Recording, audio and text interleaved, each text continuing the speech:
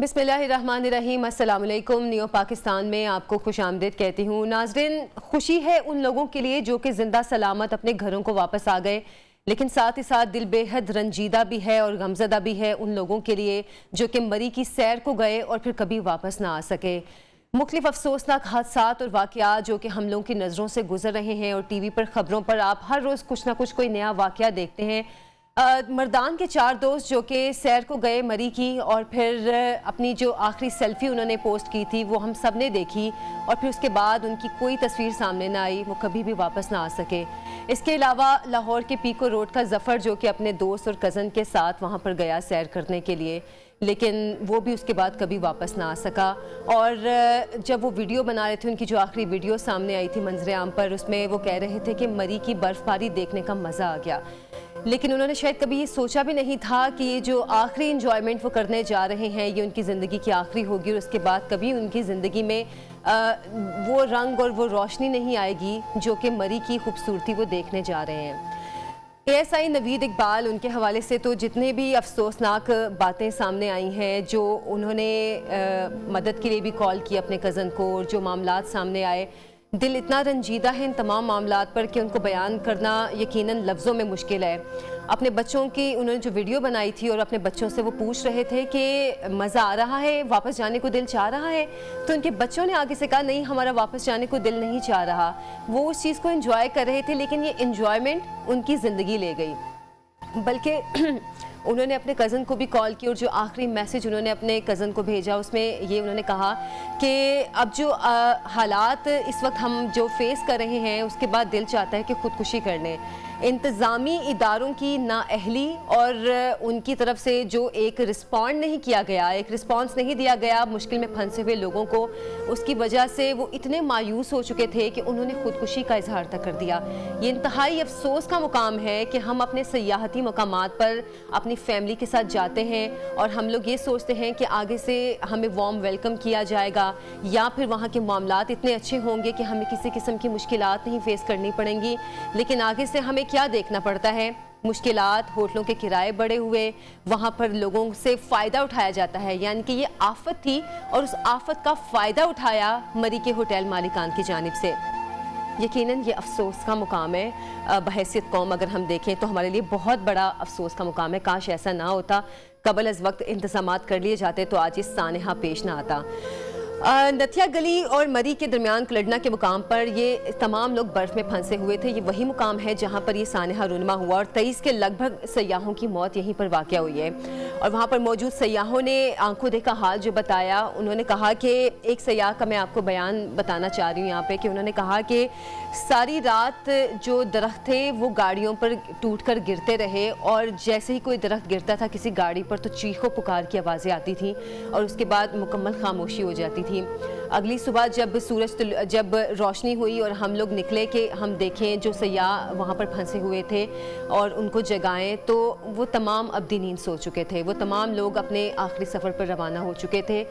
मरी की वादी सयाहों के लिए मौत की वादी साबित हुई क्योंकि वो सब एक ही मुकाम पर अपनी ज़िंदगी से चले गए। और इसकी वजह क्या थी? इंतज़ामी नाअहली और हुकूमत की जानिब से जो ये दावे किए जा रहे थे कि वाह वाह मरी में इतनी गाड़ियाँ दाखिल हो गईं, वाह वाह इतनी सयाहत को फ़रोग मिला है, वाह वाह इतने लोग मरी में जा रहे हैं, इतने लोग आ रहे हैं।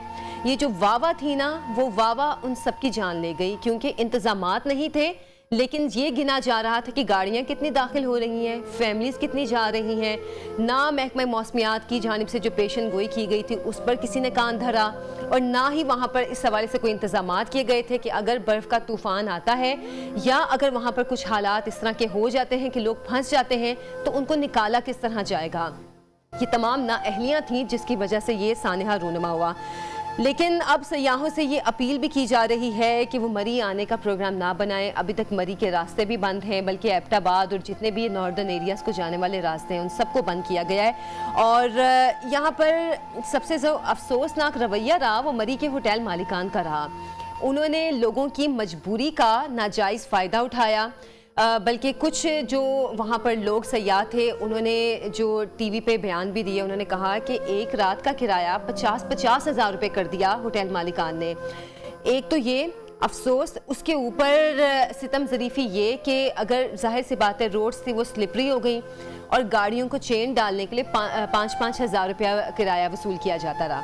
इसके अलावा हीटर के 1 घंटे का 1000 रुपये वसूल कर रहे थे। मतलब जुल्म दर जुल्म है जो कि मरी के होटल मालिकान ने किया और इस पर कोई बोलने वाला भी नहीं है। मतलब हम बात करते हैं कि अच्छा वहाँ पर ये हुआ वो हुआ, लेकिन कोई एक्शन नहीं लेने वाला, कोई इन होटल मालिकान के खिलाफ एक्शन नहीं लेता कि भाई आप लोग तो आफत से फ़ायदा उठा रहे हैं।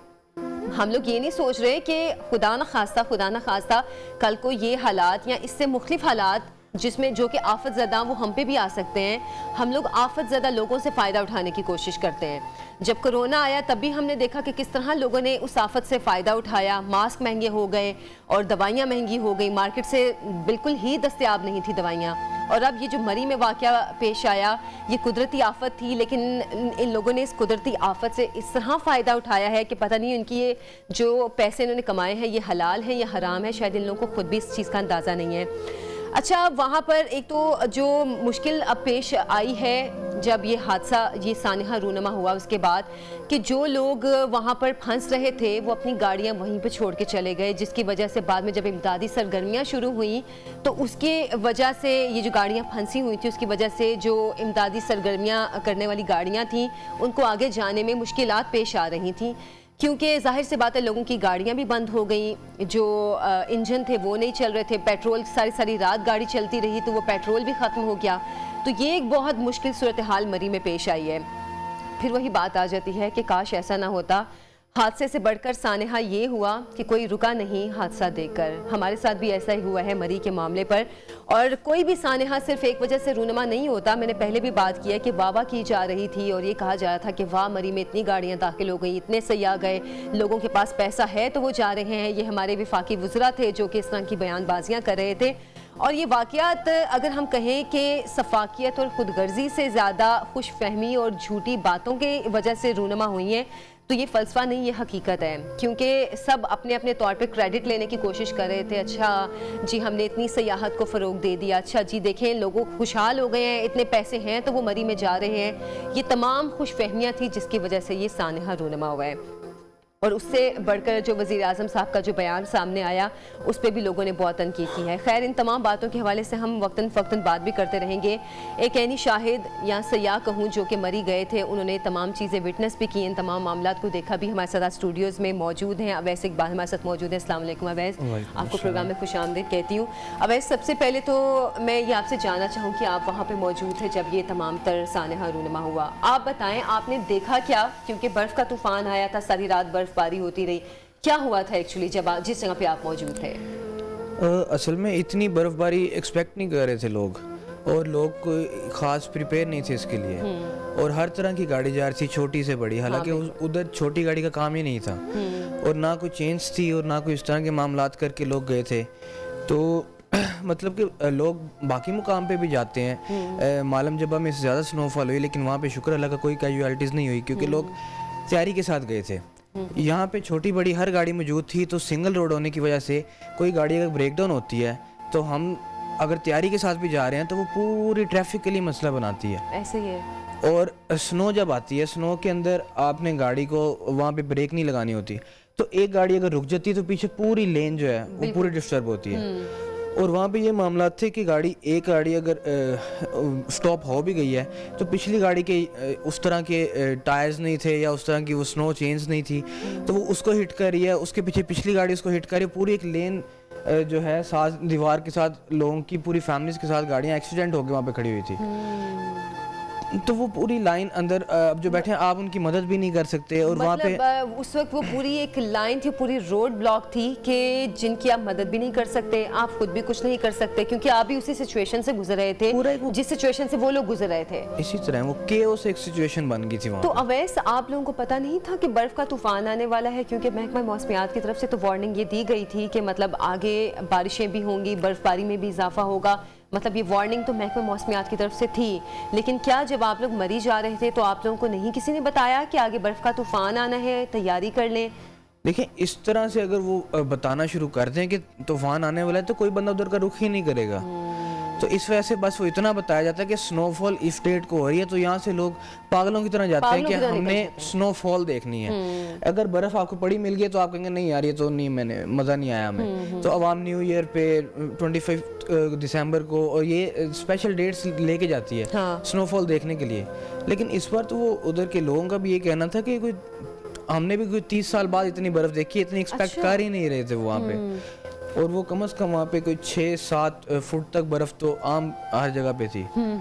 तो वहाँ पे कोई भी गाड़ी का आसान नहीं था आगे जाना। तो अवैस आप लोगों को मुश्किलात असल में क्या पेश आई, क्योंकि आप लोग तो मरी में जा चुके थे, मतलब तूफान तो बाद में आया, लेकिन जब आप लोग मरी गए आप उससे कितने दिन पहले गए थे और ये तूफान आने से सानहे से पहले? हम तूफान वाली रात को ही वहाँ पे थे। अच्छा।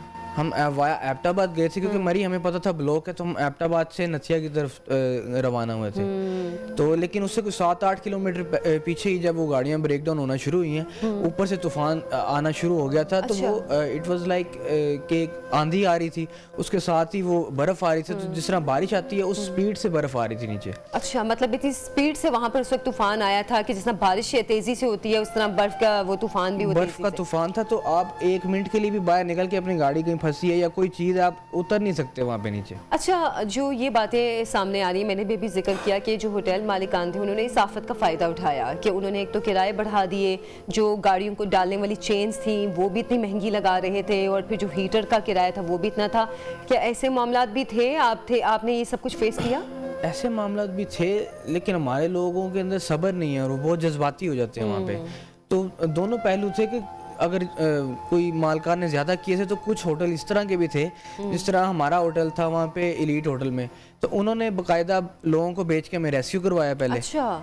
उसके बाद उन्होंने हमें 2 दिन वहाँ पे स्टे करवाया और उन्होंने stay total free of cost करवाया हमें वहाँ पे। अच्छा, मतलब हम ये नहीं कह सकते कि सबने गलत रवैया रखा, वहाँ पर मदद करने वाले भी मौजूद थे। मदद करने वाले भी बहुत लोग मौजूद थे, लेकिन हमारे लोग अगर उस टाइम पे कोई उनको स्नो चेन दे रहा है तो अपनी ज़िंदगी से बढ़ के तो कुछ नहीं होता। तो वो उस टाइम पे सिर्फ पैसे बचा रहे हैं, चले उनका सीज़न था या व्हाट्सएवर था। अगर उनसे आपने चेंज नहीं लेनी तो आप अपनी चेंज परचेज करके लेके जा सकते हैं, लेकिन उसको भी टायर के ऊपर लगाना कोई हिदायत इतनी आवाम के पास नहीं थी। हाँ बिल्कुल। अच्छा, ये हम लोगों की सबसे एक कम इल्मी अगर हम कहें तो गलत नहीं होगा कि हम लोग जब ऐसी जगह पर जाते हैं हम बिल्कुल मेंटली प्रिपेयर भी होकर नहीं जाते हैं, और हम लोगों को ये भी पता नहीं होता कि हम जिस इलाके में जा रहे हैं वहाँ का वेदर या फिर वहाँ की कंडीशंस क्या होंगी। हम अपने आप को मुकम्मल तौर पर तैयार करके जाएं, हम लोग बस अंधाधुंध निकल जाते हैं, अच्छा जो होगा वो वहाँ जाकर देखा जाएगा। अब ये होटल मालिकान की हम जैसे बात कर रहे हैं, चले आपके साथ तो एक अच्छा मामला हो गया, लेकिन जो मोस्टली लोग हैं उनका ये कहना है कि होटल मालिका ने एक रात का किराया 50-50 हज़ार रुपए कर दिया। देखिए, अवाम विलिंग थी देने के लिए। जिस तरह यहाँ पे एक पानी की बोतल है तो और 100 बंदा मौजूद है, उसकी कीमत 30 रुपए है। तो आप अगर कहें कि यार 30 रुपए में, तो एक बंदा पीछे से कहे मैं 50 की लेता हूँ, दूसरा के मुझे 100 की दे दो, एक बंदा के मैं 1000 की देता हूँ, तो फिर आप 30 की तो सेल नहीं करेंगे वहाँ पे। तो वो जिसके पास पैसा था वो फिर उस जोर पे वो करना चाह रहा था, तो फिर उन्होंने भी उस चीज का फायदा उठाया। ऐसे ही है। तो खाने पीने की क्या मुश्किलात पेश हैं? खाने पीने का ये था कि जब स्टॉर्म आ गया पूरे रास्ते ब्लॉक हो गए। मरी का सिंगल रोड है, एक ऊपर जाने का एक नीचे आने का। बिल्कुल, बिल्कुल। तो वो सारा ब्लॉक हो गया, तो वो कोई एक्सपेक्ट ही नहीं था कि रेस्क्यू कब तक हो सकते हैं। तो वो सारी चीजें फिर नायाब होगी, कितना कुछ स्टॉक वहाँ पे मौजूद कर सकते थे। मरी तो पहले अपनी लिमिट से एक्सीड कर गया हुआ था। सही, मतलब खाने पीने के हवाले से जाहिर सी बात है आने जाने का रास्ता नहीं रहा, वो ब्लॉक हो गया, तो उस वजह से भी मुश्किल पेश आई। लेकिन वहाँ के जो मुकामी लोग थे वो भी इस हवाले से उनकी भी खबरें सामने आ रही थी कि मुकामी लोग भी अपनी मदद आपके तहत ही खाने पीने के इंतज़ाम कर रहे हैं। तो क्या मुकामी लोगों की तरफ से भी कोई मदद की गई वहाँ की? मुकामी लोग मदद करने को तैयार थे, मगर मरी में अगर आप पानी की बात करते हैं तो पानी भी वहाँ पे वाया टैंकर्स जाता है। हाँ। कोई पाइपलाइन इस तरह की नहीं है वहाँ पे। तो वो टैंकर्स जो थे वो उसी रास्ते से गुजर के जानते जहाँ पे लोग ऑलरेडी ब्लॉक कर चुके हुए थे हर चीज़ को। और ये पुलिस वाले लोगों से अर्ज कर रहे थे कि स्नोफॉल हो गई तो गाड़ी कहीं पार्किंग में खड़ी कर दें, मगर वो उसी टाइम वो एक जो अब स्टेटस लगाने होते हैं वहाँ पे पार्किंग भी तो इतनी कम है मरी में, मतलब अगर 1.5 लाख गाड़ी उनको एंटर नहीं होने देना चाहिए था। एंटर नहीं होने देना चाहिए था। अच्छा, फिर अवैस यहाँ पे एक रवैया पुलिस का भी मतलब सवाल बनता है कि पुलिस का रवैया वहाँ पर कैसा था लोगों के साथ, क्योंकि जब इतनी बड़ी तादाद में लोग वहाँ पर एंटर हो गए और जगह नहीं थी, अगर ये कहे मतलब तिल धरने की जगह नहीं थी, तो वहाँ पे उनका फिर रवैया कैसा था? लोगों को क्या वो वापस भेजने की बात कर रहे थे या फिर वही कहते हैं अच्छा ठीक है आई जाएं? नहीं, पुलिस वाले लोगों को वार्न जरूर कर रहे थे वो लोगों को अगर गाड़ी आगे नहीं लेके जाने दे रहे तो अवाम कह रही थी कि कोई कहता है हम 6 घंटे का सफ़र करके आए, हम तो वापस नहीं जाएंगे। बिल्कुल। तो वो गाड़ियाँ वहीं पे पार्क करके आगे जाने को तैयार थे।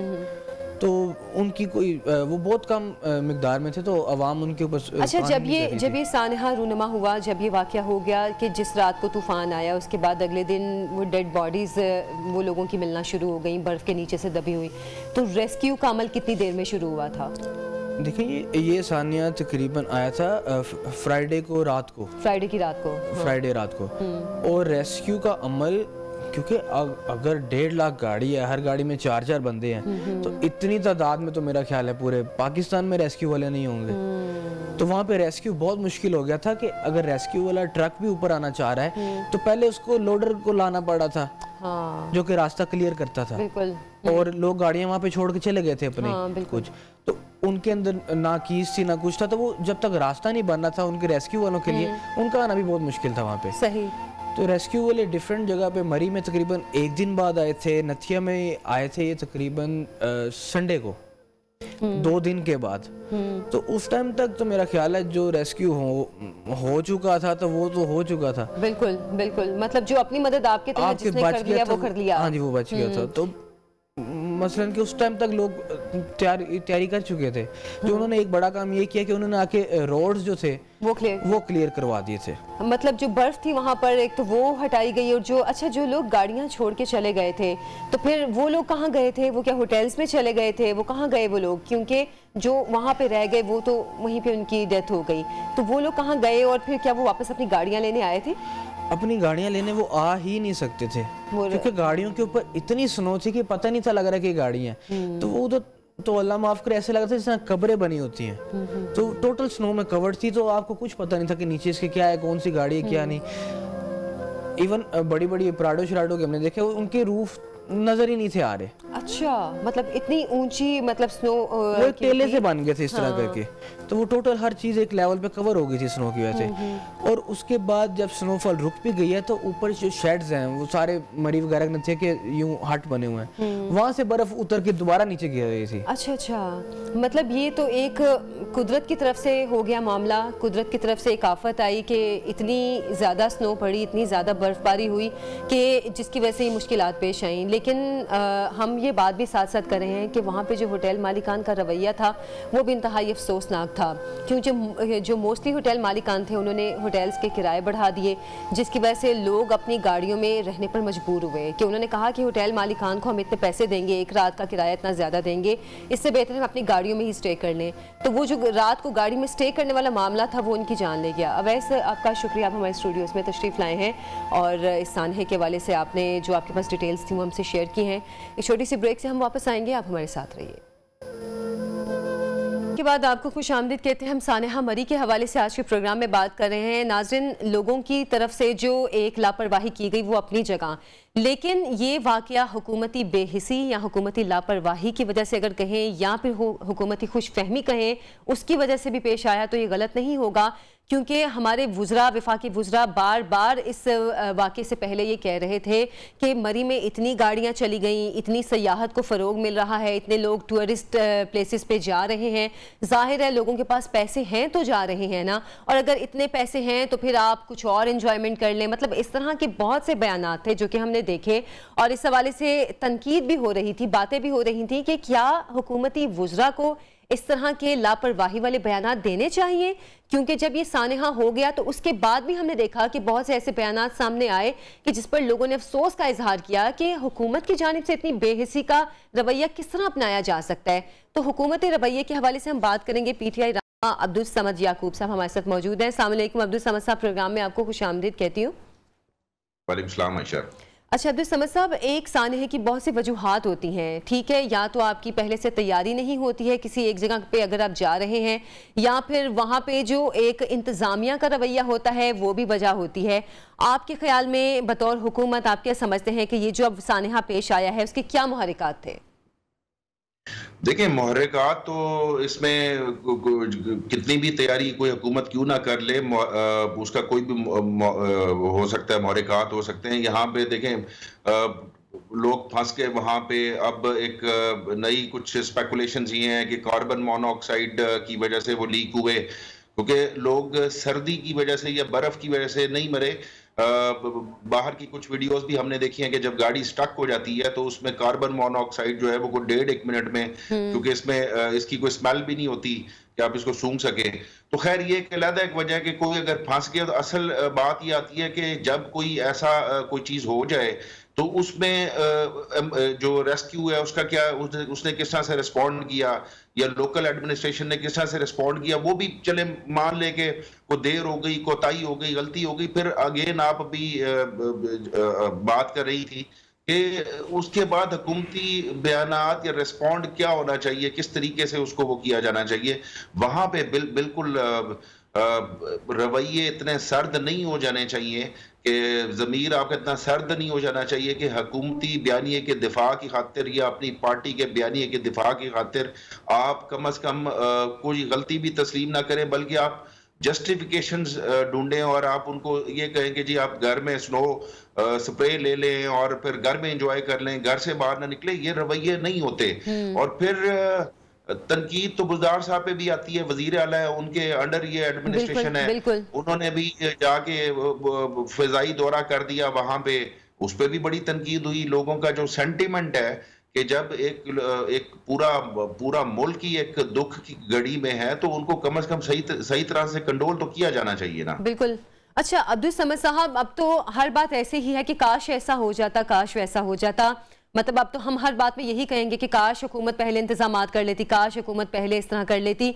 लेकिन अब जो फैसले किए जा रहे हैं कि मरी को अब जिला बनाने की बातें की जा रही हैं, पार्किंग, राब्ता, सड़कें और एक हद से ज़्यादा गाड़ियों को दाखिले की इजाज़त ना देना, ये फैसले अब किए जा रहे हैं।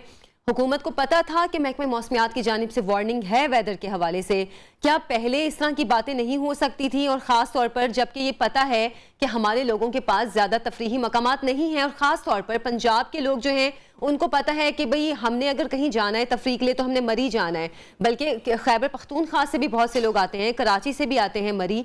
जब पता है कि हमारे पास कोई ऐसा तफरीही मकाम जो कि लोगों को लगता है कि अच्छा ठीक है, थोड़ा फ्रेंडली है, थोड़ा हम उसको अफोर्ड कर लेंगे, उसको ज़्यादा बेहतर बनाएं, ये पहले से इंतजाम क्यों नहीं किया गया? बल्कि ये भी कल तक खबर थी कि 2 साल हो गए हैं जो मरी की राब्ता सड़कें हैं वो टूटी हुई हैं, उन पे जब बर्फ सख्त अंदर जम गई तो उसकी वजह से गाड़ियों में फिसलन पैदा हो गई। आयशा, 2 तरह के इंतजाम होते हैं किसी भी टूरिस्ट डेस्टिनेशन के हवाले से, या कोई भी अगर आप कह लें तो दो, एक लॉन्ग टर्म में होता है, एक शॉर्ट टर्म में होता है। शॉर्ट टर्म प्लानिंग आपकी ये होती है कि अगर आपकी एक लिमिटेड कैपेसिटी है, आपने वहां पे गाड़ियों का जो दाखिला है वो आपकी लैक ऑफ कोऑर्डिनेशन थी कि इस्लामाबाद से डीसी हमजा अशरफ खान से बात हो रही थी, उन्होंने 11:30 बजे ट्रैफिक बंद कर दी थी मुकम्मल, लेकिन उस वक्त तक फवाद चौधरी के बयान के मुताबिक 1 लाख गाड़ियां जो है वहां पे पहुंच चुकी हैं। यानी कि हमारी यहाँ पे ये कोताही थी कि फिर जब कैपेसिटी इतनी नहीं थी तो फिर जाने क्यों दिया गया। दूसरी बात आती है लॉन्ग रन में, तो कैपेसिटी एनहांस करने की बात की जाती है, जैसे उन्होंने डिस्ट्रिक्ट अनाउंस कर दिया और उसमें फिर रोड्स और इंफ्रास्ट्रक्चर, वो तो एक लॉन्ग टर्म प्लानिंग है ना। लेकिन कोताही तो शॉर्ट टर्म में हुई है कि वहां पे फिर सिर्फ यहां से नहीं गए, इस्लामाबाद से अब्टाबाद वाली साइड से भी लोग आए वहां पे। तो मकसद ये था कि अगर वहां पे चलें, देखें कोई भी इमरजेंसी सिचुएशन हो सकती है, आप फंस गए रात को, लेकिन आपका ये तो हक है कि आपको रेस्क्यू किया जाए। मसला ये था कि बर्फानी तूफान था, मगर रात को उस छोटे से एरिया में जहां पे चंद सैकड़ों गाड़ियां फंस गई थी, उनको अगर वक्ती तौर पे जो कि सुबह ऑपरेशन शुरू किया गया, अगर यही रात को कर दिया जाता तो ये अमवात से हम इस हादसे से आने से बच सकते थे। अच्छा, एक जो अफसोसनाक मामला ये भी हुआ है अब्दुल समद साहब के जो ASI नवीद इकबाल थे, उनके कज़न तैयब गोंदल ने मुतल्लिका हुकाम को भी मैसेजेस किए, वज़ीर आला, वज़ीर दाखिला साजिद कियानी साहब को भी मैसेजेस किए। लेकिन अब जो हम देख रहे हैं ये सिचुएशन के जो विक्टिम ब्लेमिंग है वो शुरू हो गई है। जो मुतल्लिका हुकाम थे या जिनके अंडर ये तमाम तर सिचुएशन ये इलाका आता था, उनकी सरजनिश नहीं की जा रही है, उल्टा विक्टिम ब्लेमिंग शुरू कर दी गई है। ये रवैये हमारे जो है वो सबसे ज्यादा तकलीफ देते हैं किसी हादसे से ज्यादा। बिल्कुल आयशा, बिल्कुल मेरा अपना मानना ये है कि ये हादसे हो जाया करते हैं, साने भी हो जाया करते हैं, लेकिन उसके बाद उसको आप रेस्पॉन्ड किस तरह करते हैं। आप खुदा ना खास्ता कोई जाके अगर किसी का ट्रैफिक में हादसा हो जाए और मैं उसके पास जाऊं, कंट्रोल उसकी वो रजा के पास, और कहूं कि जी नहीं, कसूर आपके बंदे का था, ये इस तरह के रवैये जो है वो जो लवाहिकीन है या जो ओवरऑल पूरे मीडिया पे चल रहा है, ज्यादा दुख असल दुख और का जो वो मुकाम है वो यही है कि कम से कम आपसे तो हुकूमती एहलकारों से, हमसे लोग यही तवक्को कर रहे हैं कि हम उन्हें कंट्रोल करेंगे, हम उन्हें कोई दिलासा देंगे, हम उन्हें कोई, बजाय इसके कि हम उनके ऊपर इल्जाम डालना शुरू कर दें कि जी आप गए क्यों थे। अच्छा, लेकिन अब्दुल समद साहब, आप तो चले इस मामले में हर चीज़ को एक्सेप्ट कर रहे हैं, आप मान भी रहे हैं कि ठीक है वाकई ऐसा होना चाहिए था, लेकिन आप हुकूमत का रवैया देखें कि इस वाक़े के बाद, इस सानहे के बाद, एक तो विक्टिम ब्लेमिंग चले अपनी जगह, लेकिन साथ साथ वो अपोजिशन पर तनकीद करने पर आ गए हैं कि अपोजिशन में सिर्फ पॉइंट स्कोरिंग कर रही है। ऐसे वुज़रा की सरजनिश कौन करेगा? और जैसे कि इस सानहे के हवाले से भी मैं बात कर रही हूँ, जो मुतल्लिका हुकाम है उनकी भी तो सरजनिश नहीं की गई। देखिए आयशा, इसमें तो बिल्कुल अपोजिशन का जो रद्द अमल था वो हुकूमती रद्द अमल से पहले आया। वो शहबाज शरीफ हों, उनकी स्टेटमेंट, फिर मरियम नवाज की स्टेटमेंट, फिर मियां नवाज शरीफ साहब की अपनी ट्वीट। जब आप पहले ही किसी चीज का इदराक किए बगैर हुकूमत के ऊपर और हुकूमत की पॉलिसी को तनकीद करना शुरू कर दे और कहेंगे जी आप तो बड़ा ग्लोरीफाई करते थे कि टूरिस्ट प्लेसेस को, और तो जब सियासत इन लाशों के ऊपर अपोजिशन शुरू कर दे तो फिर हुकूमती वज़रा जो है वो अपनी दिफा की खातिर, हुकूमत के बयानिए के दिफा की खातिर उन्होंने फिर ब्लंट स्टेटमेंट्स देना शुरू कर दी। बेसिकली गैर जिम्मेवारी का मुजाहिरा दोनों तरफ से किया गया है। अगर अपोजिशन ने कर दिया था तो हुकूमत को चाहिए था कि वो कम से कम उनके, मतलब वो शायद ये फर्ज समझते हैं कि अगर अपोजिशन की तरफ से कोई बयान आ गया है तो हमारा ये फर्ज बन जाता है कि अब हमने उसके रद्द अमल में उनको उससे बढ़ चढ़ के बयान देना है, जबकि ये मौका नहीं था। मौका दोनों तरफ से नहीं था। मौका ये था कि आप कम से कम उन लोगों के साथ खड़े हों कि जो लोग, जिन लोगों को इस वक्त सबसे ज्यादा जरूरत थी। बिल्कुल ऐसे ही है, और इस वक्त रवैया ऐसा होना चाहिए था, लेकिन हमने इसका ऑपोजिट रवैया देखा है। अब्दुल समद साहब, एक मैं वीडियो चलवाना चाहती हूँ, वज़ीर आज़म साहब का एक पुराना बयान सुनवाना चाहती हूँ, फिर उसके बाद मैं आपसे इस पे भी सवाल करना चाहूंगी। पहले आप वो बयान सुन लें उनका। साउथ कोरिया का प्राइम मिनिस्टर रिजाइन करता है कि किश्ती डूब जाती है, किश्ती डूब जाती है, वो तो नहीं चला रहा होता, लेकिन वो कहता है कि मेरे होते हुए किश्ती डूबी।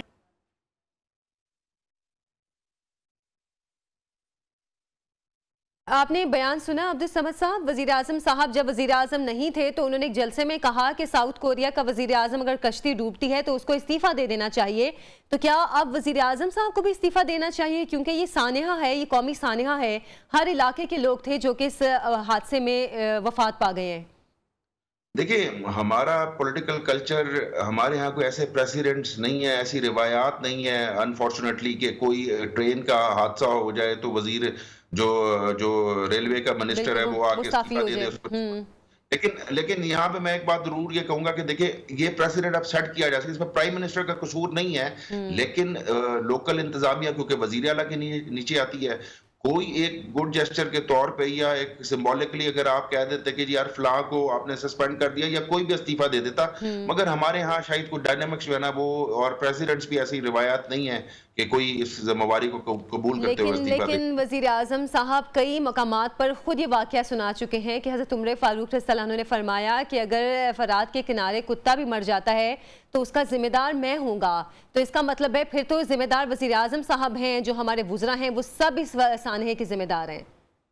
देखिए, आप इनडायरेक्टली जिम्मेवार इस तरह से भी कह सकते हैं क्योंकि पंजाब गवर्नमेंट जो है वो पीटीआई की है और पीटीआई के चेयरमैन प्राइम मिनिस्टर साहब खुद है, तो इस एक इनडायरेक्टली तो वो रिस्पॉन्सिबिलिटी अगर ले भी लें तो अगर आज प्राइम मिनिस्टर इस्तीफा दे दे फिर एक आईनी बहरान खड़ा हो जाएगा, फिर एक इलेक्शन कराएंगे, फिर हमारी जमहूरियत अभी इस चीज के मुताबिल नहीं हो सकती कि हम अगर वजीर आला से आज इस्तीफा ले लें और फिर कल को एक नया वजीर आला ले आए और फिर कोई श्रीलंका का कोई वाकया हो जाए, तो हमारी जो अभी जमहूरियत तो पनप रही है यहाँ पे, पहले ही यही कहा जाता है कि जी कोई टेन्योर पूरा नहीं करता और फिर इस तरीके से अगर कोई घर जाना शुरू कर दे तो मेरा नहीं ख्याल कि सिस्टम चल सकेगा।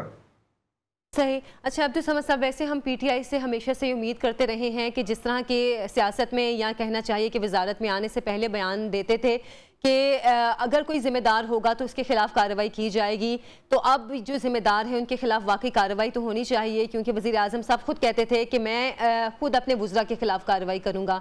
तो अब यकीनन उन तमाम मुतल्लिका हुकाम के खिलाफ कार्रवाई तो होनी चाहिए कि उनकी गफलत की वजह से या उनकी लापरवाही की वजह से या उन्होंने इस चीज़ पर ध्यान नहीं दिया, उसकी वजह से ये सानहा रूनमा हुआ है। तो एक्शन तो होना चाहिए ना, ताकि लोगों को पता चले कि हाँ PTI जो बात करती थी, जो वादा किया था, उस पर पूरी भी उतरी है। देखिए आयशा, बिल्कुल बज़ाहिर तो ऐसा ही है कि होनी चाहिए, लेकिन क्या ऐसा होता चला आया? क्या कोई रिवायत? देखिए लास्ट प्रोग्राम में आपने मुझे श्रीलंकन के वाक़े के ऊपर बुलाया, आज हम इस हादसे के ऊपर बात कर रहे हैं, तो आज हम वो वाक़या भूल गए, कल मीडिया कोई और वाक़या ले आएगा, हुकूमत एक नए बयान देना शुरू कर देगी। हमारी जो कलेक्टिव अप्रोच है वो यही है कि जी जिम्मेवार भी भूल गए, वो क्या बना लेकिन सर मीडिया तो वाकयात नहीं लेकर आता ना, ये वाकयात, ये सानिहात रूनमा हो रहे हैं तो उसको फिर मीडिया पे लाया जाता है। मैं मीडिया को ब्लेम नहीं कर रहा, मैं ये कह रहा हूँ कि जो डेवलपिंग जो एक स्टोरी होगी उस दिन की, हम भी उसी के पीछे चल पड़ेंगे, ऑपोजिशन भी उसी, और कल को फिर हम भूल जाएंगे, कल को कोई मुतालबा भी नहीं करेगा कि उन जिम्मेवारों का क्या हुआ। ये हमारा एक बहुत बड़ा अलमिया, हमारा पॉलिटिकल कल्चर का एक बहुत बड़ा अलमिया है कि ना तो यहाँ पे कोई मेरिट पे कार्रवाइयां होती हैं। हाँ, हमें प्रेसिडेंट जरूर सेट करने चाहिए कि इसकी एक रिपोर्ट, जामिया रिपोर्ट आनी चाहिए। वजीर आला ने 5 रुकनी कमेटी बना दी और हम यही सुनते आए कि जी कमेटियां हर वाक्य के ऊपर कमेटी बन जाती है, कब रिपोर्ट आएगी, कौन जिम्मेवार ठहरेगा, कभी भी शायद मेरा नहीं ख्याल कि मैं कोई से ज्यादा उम्मीद कर सकूं। मतलब आप खुद भी उम्मीद नहीं करें अब्दुल समद साहब, तो फिर अवाम क्या उम्मीद करें कि क्या जो जिम्मेदारान हैं उनके खिलाफ वाकई कार्रवाई होगी? देखें, जो मैंने आपको कुछ एग्जांपल्स दी हैं उसके मुताबिक या तो वाकई कोई आया, कोई जिसमें कोई सी थ्रू आपको लगे कि फलां वाकया हुआ था और उसमें फलां जिम्मेवार ठहराया गया था। हाँ, कुछ वाकये प्राइम मिनिस्टर साहब ने जो ये लिया, कुछ अच्छी मिसालें उन्होंने कायम की हैं, जो रावलपिंडी रिंग रोड के हवाले से जो कमिश्नर को गिरफ्तार किया, ये अच्छी मिसालें जरूर कायम की हैं। इससे पहले इस तरह की नहीं है। हम ये उम्मीद करते हैं, हम इसे नाकाफी समझते हैं, हम अपनी ही हुकूमत से ये उम्मीद करते हैं कि शायद इस वाक़े कोई मिसाल बना दें, और ताकि अवाम को ये लगे कि हुकूमत जो है ना वो संजीदा है। हमारे लिए तो अब्दुल समद साहब ये भी अच्छी मिसाल है कि आप जैसे PTI के रहनुमा भी हैं कि जो कि इस तरह के वाकयात पे मानते हैं कि हाँ गफलत और गलती हुई है तो इसके खिलाफ कार्रवाई भी होनी चाहिए, वरना तो हम वो भी वुज़रा देखते हैं कि जो आके कहते हैं कि नहीं ये ऐसे नहीं था, ये ऐसे होना चाहिए था। और जैसे कि मैंने विक्टिम ब्लेमिंग की बात की है, उल्टा उन लोगों को जिम्मेदार ठहराया जा रहा है कि जो वहाँ पर तफरीक ले गए। जी एक बात कहना चाहूँगा इसके ऊपर कि देखें, अगेन आपकी जो ज़मीर की आवाज़ होती है, आपका पार्टी बयानिया या हुकूमती बयानिया उसे मोतबर नहीं हो सकता। कम अज कम आपने आज कोई हुकूमत में, अपोजिशन में, कल को वो एक इंसान एक माशरे का हिस्सा है, मैं इस माशरे का हिस्सा हूँ। अगर महंगाई हो, अगर इस तरह की कोई चीजें हो तो मेरे ऊपर भी उतनी इफेक्ट करती हैं जितनी के बाकी लोगों के ऊपर करती हैं। और मैं आके फिर भी इस तरह से दिफा करूं कि नहीं पाकिस्तान शायद कोई बहुत सस्ता मुल्क है या कोई इफेक्ट नहीं कर रहा है इसके ऊपर, नहीं, इस तरह हमें रवैयों में तब्दीली लाना बहुत ज़रूरी है, रवैयों में तब्दीली लाना। बिल्कुल, आपने बिल्कुल सही कहा कि बहुत ज़रूरी है रवैयों को तब्दील करना, रवैयों के हवाले से बात करना। और अब्दुल समद साहब, मैं बार बार एक ही बात कह रही हूँ कि ये हमारे लिए भी बड़ी खुशाइन बात है कि PTI में कम से कम कोई तो ऐसे रहनुमा मौजूद हैं जो कि इन हालात के हवाले से सच को सच कह रहे हैं और ये मान रहे हैं, ये तस्लीम कर रहे हैं कि हाँ गफलत कहाँ हुई है, गलती कहाँ हुई है। क्योंकि मैंने फिर वही बात की कि अब तक जो वुज़रा बयानबाजी कर रहे हैं, अफसोस हो रहा है कि क्या ये वही PTI के रहनुमा हैं जो कि हुकूमत में आने से पहले इतने नरम मिजाज होते थे और जो कहते थे कि हम ये तब्दीली लाएंगे, वो तब्दीली लाएंगे, लेकिन हमें वो तब्दीली बहरहाल नज़र नहीं आई है। अब्दुल समद साहब, आपका बहुत बहुत शुक्रिया, आप हमारे प्रोग्राम में तशरीफ़ लाए हैं, आपने अपना बयानिया दिया। और जैसे कि आपने बात की कि हर इंसान का अपने ज़मीर का एक बयानिया होता है जो कि पार्टी के बयानिए से बढ़कर होता है, और वाकई अगर आपका ज़मीर जिंदा है तो आप सच को सच और हक को हक कहेंगे। एक छोटी सी ब्रेक से हम वापस आएंगे, आप हमारे साथ रहिए।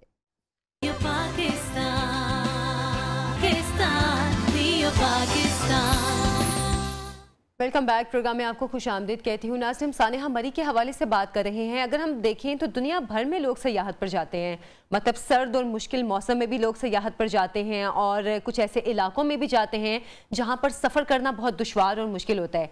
लेकिन हम ये देखते हैं कि जो समझदार या जो इन चीज़ों की खबर रखने वाले लोग हैं, जिनको ये पता होता है कि हम जिस इलाके में जा रहे हैं वहाँ का मौसम या वहाँ की कंडीशंस हमारे अपने इलाके से बहुत मुख्तलिफ हैं, वो कुछ एहतियाती तदाबीर इख्तियार करते हैं और कुछ ऐसा सामान अपने साथ रखकर ख़ास तौर पर लेकर जाते हैं कि अगर खुदा न खास्ता कोई हादसा पेश आ जाता है या कुछ ऐसा मिसहैप हो जाता है जो कि हम नहीं सोच रहे कि ऐसा हो रहा है या हो सकता है, तो हम उस वक्त में क्या एहतियाती तदाबीर के तौर पर क्या चीज़ ऐसी रखें जो उस वक्त में हमारे काम आए। अब मरी का जो सानहा पेश आया हो उसमें कहीं ना कहीं ये वजह भी थी कि लोगों ने एहतियाती तदाबीर उस तरह इख्तियार नहीं की जिस तरह उन्हें करनी चाहिए थी। और जैसे कि प्रोग्राम में मैंने पहले भी बात की कि मौसम एक तो सर्द था, लेकिन दूसरा महकमे मौसमियात की जानिब से ये वार्निंग भी दी गई थी, पेशगोई की गई थी कि आगे मरी में शदीद बर्फबारी हो सकती है। अच्छा, अब जो लोगों को जिस किस्म का रवैया इख्तियार करना चाहिए उसमें क्या कुछ करना चाहिए, इस हवाले से हम बात करेंगे। दीबा शहनाज साहिबा हमारे साथ मौजूद हैं, हेड ऑफ इंफॉर्मेशन रेस्क्यू 1122 हैं। अस्सलाम वालेकुम दीबा साहिबा, आपको प्रोग्राम में खुश आमदीद कहती हूँ। वालेकुम अस्सलाम, बहुत शुक्रिया। अच्छा दीबा साहिबा, अगर तो सयाहों को सर्द या बर्फानी इलाकों में या ऐसे मौसम में जाना हो जैसे कि अब ये मरी वाला वक्त था और जब यहाँ पे एकदम से स्नो फॉलिंग ज़्यादा शुरू हो गई, तो आपके ख्याल में किस किस्म की एहतियाती तदाबीर इख्तियार करनी चाहिए? क्या क्या चीज़ें हैं जो कि लाजमी हैं जो लोग अपने साथ रखें? अच्छा, सबसे पहले तो ये बहुत इंतहाई अनफॉर्चुनेट इंसिडेंट था और बहुत बड़ा डिजास्टर था और उन सबके साथ कंडोलेंस करना चाहूंगी जिनकी फैमिलीज को की डेथ हुई है। और इस वाक़ये ने इंतजामिया और शहरियों हर एक को जगा दिया है कि अपने लेवल पे क्या तैयारी करनी चाहिए। तो पहली बात यह है कि सेफ्टी हम सबकी जिम्मेदारी है। हम हर वक्त हर चीज ना तो मुकम्मल तौर पे गवर्नमेंट पे डाल सकते हैं, ना ये कह सकते हैं। हर शहरी अपनी जिम्मेदारी महसूस करे जब वो अपनी फैमिली को लेके प्लान करता है या दोस्तों को लेके किसी भी मकाम पे जाता है। वहां पे क्या इमरजेंसी नंबर है, कहाँ कांटेक्ट करना है, वहां जाने से पहले अपनी फैमिली के लिए होटल की बुकिंग की हुई है कि नहीं की हुई है, और फ्यूल कार में इनफ होगा, कहाँ से उन्हें मिल सकता है, कौन से ऐसे एरियाज हैं जो सेफ हेवन्स के तौर पे उनके काम आएंगे, गवर्नमेंट की कौन सी बिल्डिंग्स हैं, और खुदा ना खास्ता ये जो ट्रैवलिंग का और पहुंचने का उनका जितना टाइम है, इस दौरान उनका स्टे किन किन जगहों पे है, उस दौरान बर्फबारी है कि नहीं है, अगर है तो उन्होंने क्या मेजर्स लेने हैं। उनके गाड़ी में फ्यूल खत्म हो जाता है, उनकी गाड़ी का टायर खराब हो जाता है, उनको एक्स्ट्रा टायर रखना, टॉर्चेस रखना, ग्लव्स रखना, और फिर बच्चों के लिए क्लॉथिंग, ब्लैंकेट, ये चीजें सारे प्लान का हिस्सा होनी चाहिए। क्योंकि जब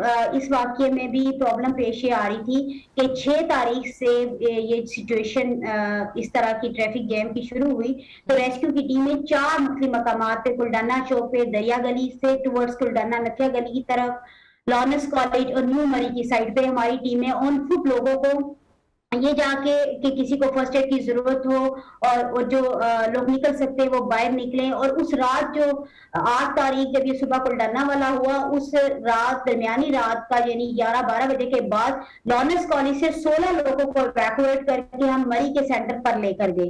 इसी तरह से लॉरेंस कॉलेज बेस की साइड से पीएफ बेस लोअर टोपा की तरफ से आर्मी की टीमें भी हमारे साथ वो भी रेस्क्यू कर रही हैं। अब ये देखें कि ऑन फुट मतलब वो चीज नहीं होती। साहिबा, ये बातें तो चले बात की है ना कि लोग अब इन चीज़ों को साथ रखें और अगर ऐसा हो जाए तो वैसा करें, लेकिन जो पहली जिम्मेदारी आयद होती है वो तो बहरहाल फिर इंतजामी इदारों पर ही आयद होती है, क्योंकि इंतजामी इदारों ने ही लोगों को वार्न करना था कि आप अगर इस हद से इस हद तक जा रहे हैं तो आपको क्या एहतियाती तदाबीर इख्तियार करनी चाहिए।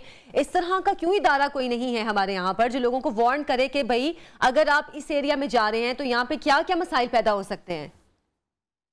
जी, महकमा मौसमियात अपने अलर्ट्स और चीजें जारी करता है, और आई थिंक कि मैं बहसियत शहरी भी अपने आप को देखूं, जब मैं अपना ट्रैवल प्लान करती हूँ तो सबसे पहला जो हम गूगल से चेक कर रहे होते हैं कि क्या वेदर कंडीशन क्या होगी, उसके बाद हम कितने मेंबर जा रहे हैं और हमारी व्हीकल क्या इस कंडीशन में है कि ये वहां पे चल पाएगी। तीसरी बात कि वहां का इमरजेंसी नंबर क्या है, मुझे अगर कोई इमरजेंसी होती है मैंने किसको कॉल करनी है। अगर कम्युनिकेशन के तमाम जराए मुनक़ता हो जाते हैं तो फिर मैंने सेकंड मेरे पास बैकअप प्लान क्या है। तो मेरे ख्याल में ये जो लोग बहुत से हमने ऐलानात किए और हमारी टीमें ऑन फुट थी, उसमें लोग अपनी गाड़ियां छोड़ के वहां से निकल गए। अच्छा। लेकिन चंद ये जो कुलडन्ना का एरिया था वहां पे ऐसा भी हुआ, ये देखें आप टोटल जो डेड बॉडीज निकली है कितनी गाड़ियों से निकली है, टोटल 5 गाड़ियों से डेड बॉडीज निकली हैं। अब जबकि वहां आप खुद बता रहे कि लाखों की तादाद में वहां पे व्हीकल्स मौजूद है, तो ये बहुत बड़ा डिजास्टर, इससे भी बड़ा डिजास्टर हो सकता था अगर वहां पे बर्बाद अवेयरनेस ना दी जाती और उनसे बार बार रिक्वेस्ट ना की जाती कि आप अपनी गाड़ियां छोड़ दीपा साहिबा, अवेयरनेस तो चले जब लोग उस एरिया में दाखिल हो गए तो दी गई, जब लोग दाखिल हो रहे थे तब उनको रोकने वाला भी कोई नहीं था। बिल्कुल, आई डू एग्री कि एक कैपेसिटी से ज्यादा लोगों को हरगिज अलाउ नहीं करना चाहिए कि ऐसे किसी भी तफरीही मुकाम पर वो पहुंचे, बल्कि एक सेट पार्किंग के हवाले से होना चाहिए कि इतनी गाड़ियां अगर जिस वक्त पार्किंग फुल हो गई है, जब तक वो वापस वहां से नहीं निकलती बाकी गाड़ियों को एंटर ही नहीं होने देना चाहिए मरी में। ये एक चीज जरूर देखने में आई और खास करके इसमें ये एग्रीवेट हुआ उस वक्त जिस वक्त स्नोफॉल कंटिन्यूसली हो रही थी। उस दौरान जो लोग अपनी फैमिलीज के साथ आए हुए थे तो उनको मुश्किल लग रहा था, लेकिन फिर भी एक रिक्वेस्ट है कि आप इतना अच्छा प्रोग्राम के हर पहलू को आप उजागर करें, तो ये रिक्वेस्ट है शहरियों से कि जिस वक्त आप ऐसी सिचुएशन देखते हैं कि आपकी गाड़ी इसमें दब सकती है, तो फॉर गॉड से कि आप ना खुद ही अपनी एक बंदा अगर गाड़ी की रखवाली के लिए छोड़ते हैं तो बाकी लोगों को अम्ब्रेला वगैरह पहले लेकर जाएं और या रेनकोट्स लेकर जाएं, नजदीकी किसी भी जगह पे जो शेल्टर मिलता है वहां पे अपनी फैमिली को मूव करें। इंस्टेंट कि आपकी गाड़ी उस बर्फ में डूब जाए, सिलेंसर बंद हो जाए, कार्बन मोनोऑक्साइड उससे निकले और आपकी डेथ हो, बेहतर ये है कि आप अपनी फैमिली को सेफ जोन की तरफ। लेकिन दीपा साहिबा चले आप जो बता रही है ना कि अगर हम तूफान में फंस जाएं तो ऐसी सिचुएशन में हमें क्या करना चाहिए, लेकिन हमने देखा कि मरी के जो होटल मालिकान थे उनका भी रवैया माशाल्लाह से ऐसा था कि लोगों ने तरजीह दी इस चीज़ को कि अपनी गाड़ी में बैठे रहें बजाय इसके कि वो किसी होटल में जाके स्टे करें, क्योंकि किराए इतने ज़्यादा थे वहाँ पर, इतने ज़्यादा मांगे किराए मांग रहे थे और साथ में वो खाने पीने के जो हवाले से वो भी रेट बढ़े हुए थे कि लोगों ने सोचा कि अच्छा सारे पैसे जो हमने एक रात में लगाने हैं तो वो हम लोग बजाय इसके कि वहाँ जाने के हम अपनी गाड़ी में रहने को तरजीह देते हैं। अब ये रवैया बहुत मैटर करता है ना कि लोगों ने अपनी जान से जाना गवारा किया बजाय इसके कि उन लोगों को देते। बिल्कुल, ये भी जिम्मेदारी है कि एक तो शहरियों ने पहले जाने से पहले बुकिंग होटल्स की करवाई हुई है और दूसरी बात ये है कि अगर हम टूरिस्ट पॉइंट है, बहुत बड़ा टूरिस्ट पॉइंट है मरी में, हर साल लाखों लोग वहां पे सफर करते हैं, तो फिर ये इंश्योर करना भी रिस्पॉन्सिबिलिटी बिल्कुल बनती है कि वहां पे जो किराए हैं, खाने पीने की चीजें हैं, इवन के लोगों ने शावल तक भी खरीदते हैं ऐसी सिचुएशन में अपनी गाड़ी को के करीब से बर्फ क्लियर करने के लिए, तो उन चीजों की कीमतों के ऊपर चेक होना भी डेफिनेटली वो डिस्ट्रिक्ट एडमिनिस्ट्रेशन में आता है और उन्होंने अपने तौर पे इंश्योर करना होता है। अच्छा, एक आखिरी सवाल दीपा साहिबा के ऐसी सिचुएशन में जब बर्फ पड़ रही हो तो ऑक्सीजन लेवल कम हो जाता है, जब अगर आप ऐसी किसी सिचुएशन में फंस जाते हैं तो क्या करना चाहिए कि ऑक्सीजन लेवल जो है वो आपका नॉर्मल रहे?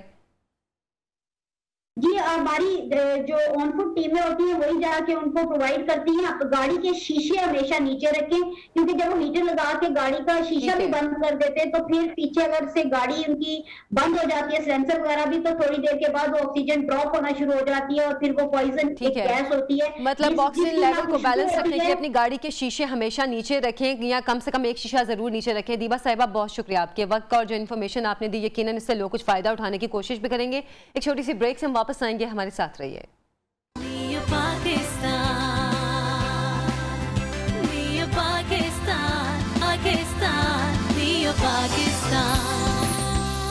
ब्रेक के बाद आपको खुशामदीद कहते हैं और अगर हम बात करें कि गुज़श्ता कुछ रोज़ अफसोसनाक वाक़यात से भरे हुए थे तो गलत नहीं होगा, क्योंकि आगे पीछे ऐसे के वाक़यात पेश आए हैं कि जिन्हें सुन के आप रंजीदा भी हो जाते हैं, अफसुर्दा भी हो जाते हैं। पहले मरी वाला वाक़या पेश आया, फिर एक और अफसोसनाक वाक़या पेश आया कराची के इलाके औरंगी टाउन में 11 साल की बच्ची मदीहा जो कि अपनी खिड़की में खड़ी होके अपने घर के पास शादी की तकरीब देख रही थी, एक अंधी गोली आई जो कि इस बच्ची के माथे के आर पार हो गई और वो बच्ची जो हंसती खेलती बच्ची थी एकदम से लाश बन गई।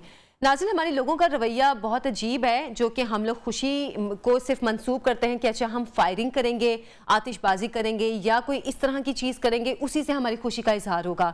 और फायरिंग हालांकि हुकूमत की जानिब से बैन है शादी की तकरीबात पर, उसके बावजूद बहुत से लोग ऐसे हैं जो कि अब भी फायरिंग बगैर किसी खौफ के और बगैर किसी इस बात के अंदेशे के कि अच्छा बाद में हमें क्या इसके नताइज भुगतने पड़ सकते हैं, शादी पर अंधाधुंध फायरिंग करते हैं। और अक्सर ये देखने में आया है कि शादी की फायरिंग की वजह से या तो कोई बच्चा उसी फंक्शन के बीच में ही मौके पर जान बहक हो जाता है या आसपास के इलाके में वो फायरिंग की वजह से गोली किसी को लग गई और वो जान से चला गया।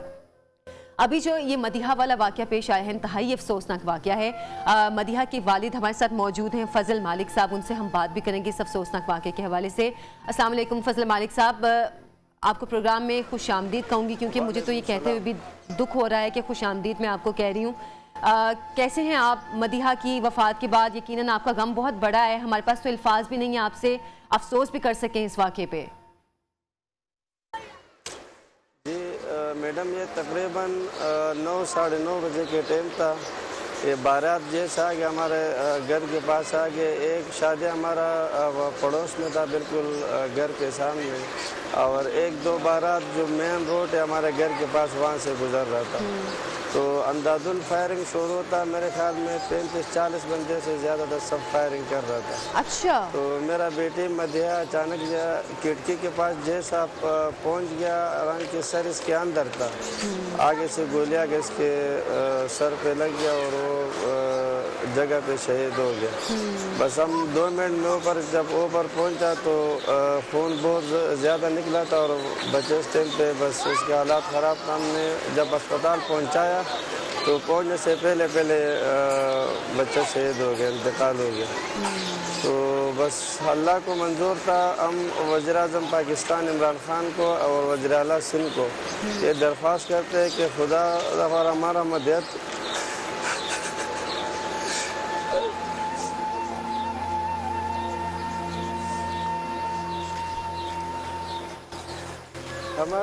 तो चला गया, मगर बाकी का रुको, ये शादी में जो फायर हो रहा है इसको रुकवा दे।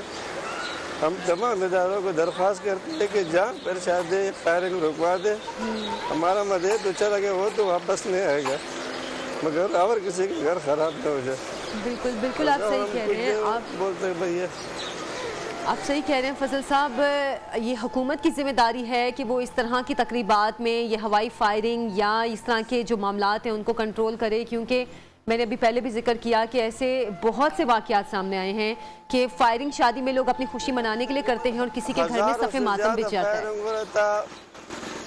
हज़ारों से ज़्यादा फायरिंग, 30 कम से कम 25-30 बंदे के पास तो सब फायरिंग कर रहा था। हमारे सामने रेंजर क्वार्टर है, करीब यहाँ से नज़र आ रहे, बिल्कुल इस साइड पे पुलिस स्टेशन है और SSP का दफ्तर भी है।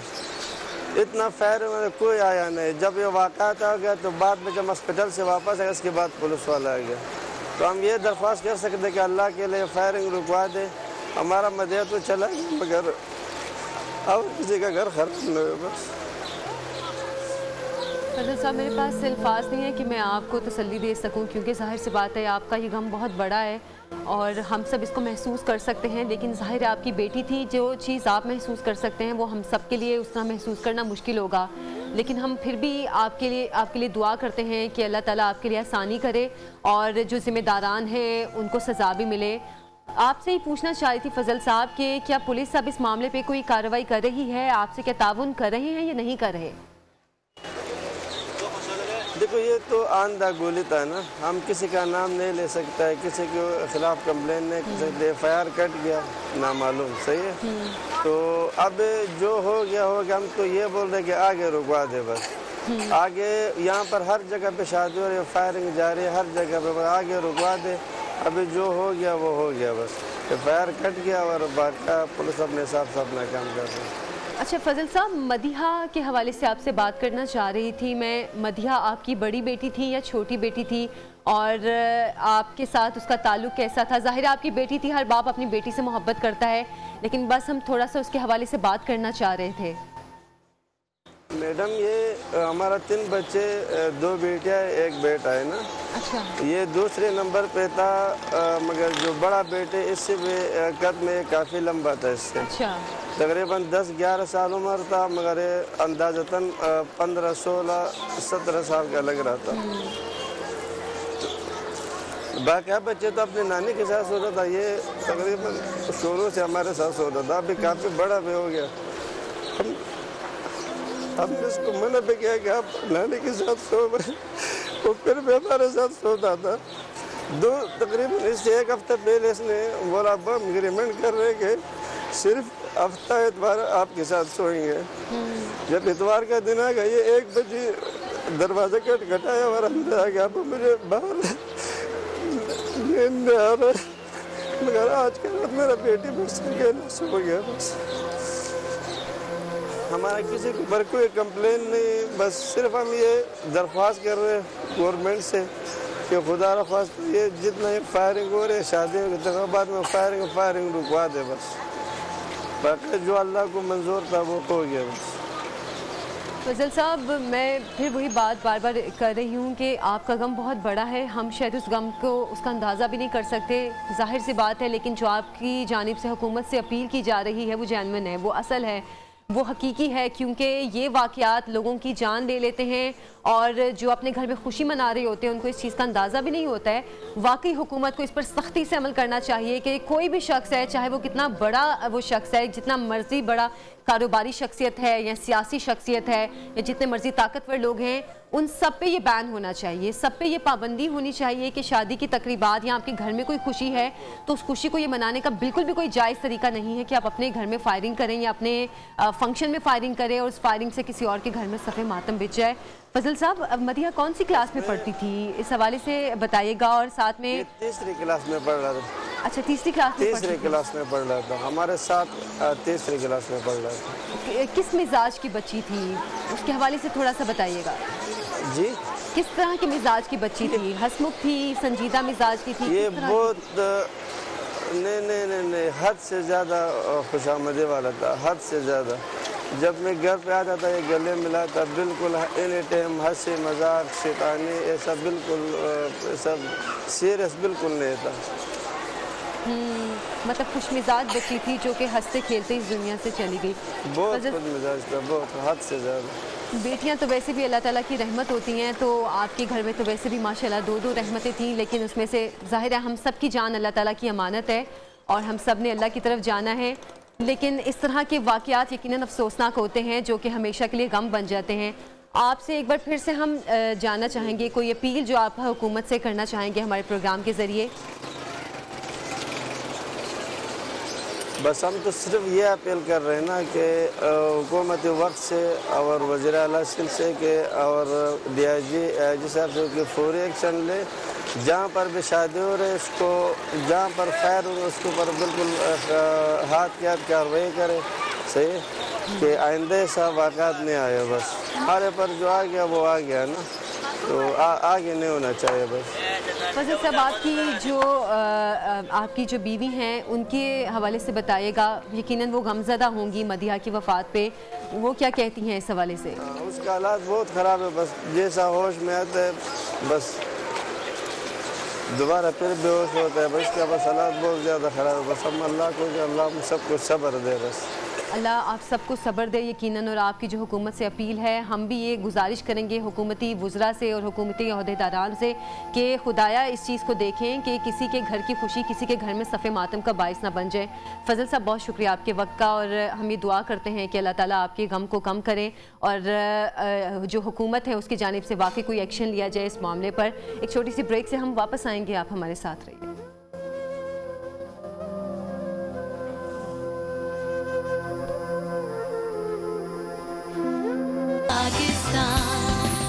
Welcome back. प्रोग्राम में आपको खुश आमदीद कहती हूँ। नाज़रीन, हमारे यहाँ पर लाहौर में सफारी पार्क है एक, जो कि बाकी शहरों में या बाकी मुल्कों में जितना सफारी पार्क होते हैं वहाँ पर शेर होते हैं और आप शेरों के बीच में अपनी गाड़ी में जा सकते हैं।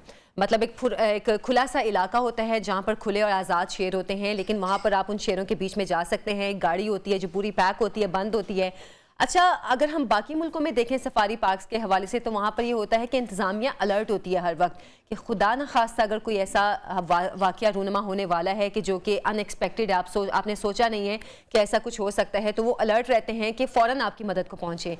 लाहौर में जो सफारी पार्क है वहाँ पर एक वाकया पेश आया है पिछले दिनों में। एक शहरी हैं, बल्कि उनका मैं तारुफ भी करवा दूँ, फहद अहमद साहब एडवोकेट हैं, लाहौर हाई कोर्ट के, और अक्सर हमारे प्रोग्राम में भी वो तशरीफ़ लाते हैं। वो अपनी फैमिली के साथ गए सफारी पार्क में, और वहाँ पर वो अपनी गाड़ी में, जो गाड़ी वहाँ पर सफारी पार्क में ले जाने की इजाज़त होती है, वो वहाँ पर उस गाड़ी में गए और वो शेरों के बीच में थे कि अचानक उनकी गाड़ी जो थी वहाँ पर मड थी, और यानी कि कीचड़ जो होता है उसमें फंस गई उसकी गाड़ी। और उसके बाद उन्होंने जो इंतज़ामिया थी वहाँ पर उनको कॉल्स की, बार बार उनको बुलाने की कोशिश की, लेकिन कोई नहीं आया। तकरीबन 40-45 मिनट्स तक कोई उनकी मदद के लिए नहीं आया। असल में वाक़या क्या पेश आया, इस हवाले से हम फहद अहमद साहब हमारे साथ मौजूद हैं, उनसे ही जानेंगे। अस्सलाम वालेकुम फहद साहब, आपको प्रोग्राम में खुशामदीद कहती हूँ। मैडम, कैसे हैं आप? ठीक ठाक हैं? अल्हम्दुलिल्लाह। फहद साहब, क्या वाक़या पेश आया आपके साथ? मैडम, कल हम अपनी फैमिली के साथ, जी क्योंकि मौसम अच्छा था, छुट्टियां थी, हम तो बच्चों के साथ, बच्चों ने जिद की जी हमने सफारी पार्क जाना है। हम लाहौर सफारी पार्क चले गए। अभी हम एंटर हुए हैं तो उन्होंने एक बड़ी हैवी उन्होंने लगाया हुआ है आपके टिकटिंग का सिस्टम। गाड़ी के लिए अलग से चार्ज करते हैं, वन पर पर्सन अलग चार्ज करते हैं। Charge plus around 200 for car and 50 for adult. हम अंदर गए हैं तो वहाँ एक गाड़ी खड़ी हुई थी और एक छोटा सा जंगला था। वो 10-12 शेर एक जंगले में थे और 10-12 तकरीबन दूसरे वो कंपाउंड के। अच्छा। बच्चों ने जिद की जी कि हमें आप ये सफारी विजिट जो है वो, यानी उनका जो कंपाउंड है उसके अंदर वो गाड़ी जाती है, उन्हीं की गाड़ी है, एक कोस्टर है। उस कोस्टर में खैर हम चार्ज उन्होंने किया हमसे 50 रुपीज पर पर्सन के साथ। बच्चे और बड़े एडल्ट्स के कोई उसने तफरीक नहीं की गई। स्टेटस और हम उसमें बैठ के मैडम अब हम उसमें अंदर जाने लगे हैं और एक इंतहाई थॉरली अनप्रोफेशनल सा उनका एक ड्राइवर थे, वो बड़ी मुश्किल से गाड़ी अंदर लेके गए हैं। गाड़ी भी हचकोले खाती रही है। अच्छा। और वहां पे कीचड़ी दलदली लगता था, वो उसमें अंदर लेके गए हैं और एक शेर के पीछे वो जरा सा, अब आप उनका अनप्रोफेशनल एटीट्यूड ड्राइवर का चेक करें कि वो शेर के पीछे भगाया था, उसने गाड़ी भगाई है। अच्छा। वो गाड़ी जब भागी है जी, बीच में कहीं गड़ा था, पानी था, और पानी में वो गाड़ी स्टक हो गई है। अब हम फंस गए हैं और वो 10-12 शेर मैडम, और वो 10-12 शेर भूखे बिल्कुल, और वो सारे के सारे उन्होंने हमें घेरा डाल के बैठ गए। 6-7 शेर एक तरफ और 3-4 एक तरफ। अच्छा। और अब हम फंसे हुए गाड़ी में, और जो उनकी एडमिनिस्ट्रेशन थी सफारी पार्क की, वो 2 या 3 गाड़ियां उनके पास उसके अलावा थी। वो अपने बंदे भर भर के ला रही थी और करा रही थी, बजाय इसके कि वो हमें रेस्क्यू करते या हमें हेल्प करते। और हम ड्राइवर को कह रहे हैं बात जी आप रेस्क्यू टीम को बुलाएं, और तकरीबन 50 के करीब उस बंदे ने कॉलिंग की होंगी, and not even a single person have arrived, not even a single person. वहां पे बंदा, कोई एडमिनिस्ट्रेशन थी ही नहीं। अब देखिए बदकिस्मती की इंतहा के 45 मिनट के बाद एक गाड़ी में एक साहब आए और वो हाथ में सोटी पकड़ के ला रहे हैं भूखे शेरों को हटाने के लिए। अच्छा। और उसके बाद जो पिंजरे के ऊपर जो उन्होंने जो केजेस हैं उनके शेरों के, उसमें उन्होंने मुर्गियां पकड़ के उन्हें एल्योर कर रही हैं कि वो किसी तरह कमरे में आ जाए। It took them more than 15 minutes कि शेरों को बंद कर सकें। खैर हम बाहर आए बड़ी मुश्किल से, अल्लाह जान बचने पे, और वो शेर हमारे गाड़ी पे, यानी एक शेर तो बल्कि काफी करीब भी आ गया था, क्वाइट फेरोशियस। वी वर एप्रीहेंडिंग कि अगर एक पंजा मार दे, खुदा ना खास्ता शीशा टूट जाए। गाड़ी बच्चे हैं, खवातीन हैं, छोटे बच्चे हैं, एंड दे वर स्केर्ड, और वो रो रहे हैं। और ड्राइवर को कह रहे हैं, ड्राइवर के पास अपने एडमिनिस्ट्रेटर का नंबर तक नहीं था। अब बदकिस्मती की इंतहा देखिए।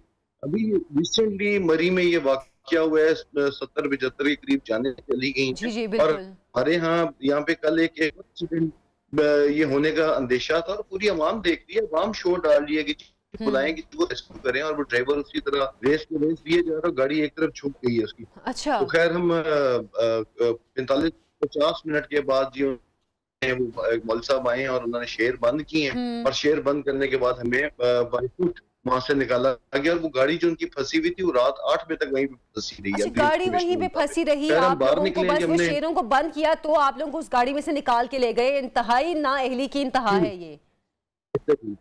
अच्छा, फिर वो बात करें फहद साहब कि हम लोग मतलब तफरीह का सोचे भी ना, जो आम आदमी है वो तफरीह का किसी भी मुकाम पे ना सोचें। अगर आप किसी नॉर्दर्न एरिया में जाते हैं तो इस तरह की सिचुएशन आपको फेस करनी पड़ती है, और अगर आप इस तरह सफारी पार्क में चले गए हैं, हालांकि उनको भी पता है कि 2 दिन 3 दिन मुसलसल बारिश होती रही है, उसके बाद वहां पर पानी भी इकट्ठा होगा, तो लोगों को अभी ना जाने दें, और अगर जाने दे रहे हैं तो कम से कम इंतजाम तो पूरा करें।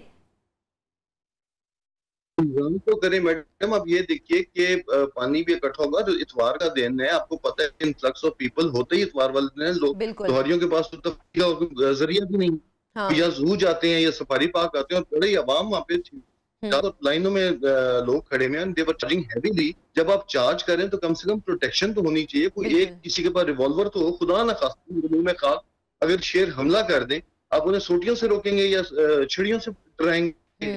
वो बेशक 10 किलो गोश्त खाने वाला जानवर है, मैं मुर्गियों से ल्योर कर रहे हैं, तो कितना को ल्योर होगा? और आप उसके बाद हम बाहर निकले जी, हमने बात की उनसे कि यार ये आपने क्या किया, हम 45 मिनट से फोन करें, वो जी हमारे पास रेस्क्यू इक्विपमेंट नहीं थी, इसलिए हम नहीं आ सके, हमने इक्विपमेंट। मतलब आप लोगों को शेरों के बीच में जाने दे रहे हैं, लेकिन रेस्क्यू इक्विपमेंट आपके पास नहीं थी कि अगर खुदा ना खास्ता कोई वाकया होने वाला है तो आप उनको बचा सकें।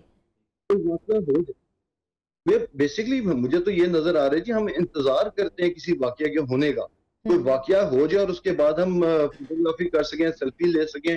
वो बेचारे जो मर गए तो मर गए, उनके लिए फातिहा दुरूद करके और एक आप ऐलान कर देंगे जी हम उन्हें मॉनिटरीली कंपनसेट करें।